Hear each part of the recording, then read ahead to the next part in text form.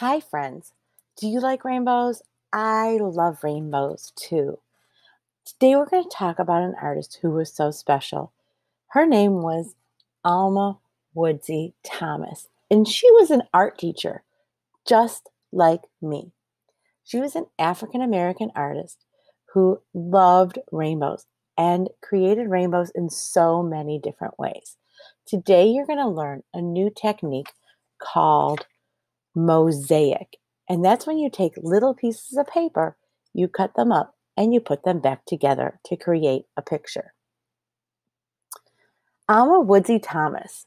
She was born in Columbus, Georgia. Alma grew up in a home surrounded by lush landscapes and beautiful plants. In her youth, Alma showed promise in architecture, but was truly in love with art. She said that when she walked into her first art classroom in high school, it felt like entering heaven. She enjoyed working with children and pursued a career in teaching kindergarten. She taught arts and crafts for several years before attending Howard University. She was the first student in Howard's brand new art department, whose founder encouraged her to paint full time.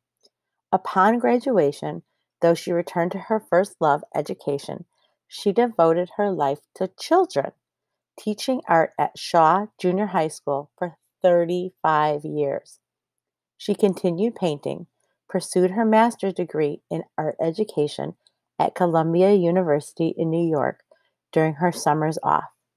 She is most often associated with a group of artists belonging to the color field movement, painters who worked only with large shapes or fields of colors to express themselves. When she retired from teaching in 1960, Alma concentrated on painting full time. She had a big art show at Howard University for which she created something totally different from anything she had done before. Inspired by nature, she created paintings with tiny, bright rectangles and repeating shapes. It became her signature style. In 1972, when she was 80 years old, Alma's paintings were exhibited at the Whitney Museum of American Art. This was the first ever solo exhibition of an African American woman artist at one of America's most important art museums.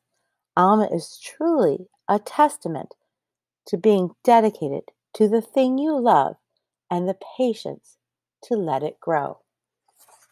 So, boys and girls, we are going to take a look at some of her pictures of color fields. And if you notice, they may look like rainbows. What do you notice about them? You should notice that they are circles. And we learned that big word the other day when we were talking about puddles. You're right, they are concentric circles. That means it's one circle that goes around and around and around, and it repeats itself. There's another repeating shape in there too. That's right. The little pieces of paint repeat themselves. Here's some more circles that are concentric circles. Now, those aren't exactly rainbows. They sort of mix each other up.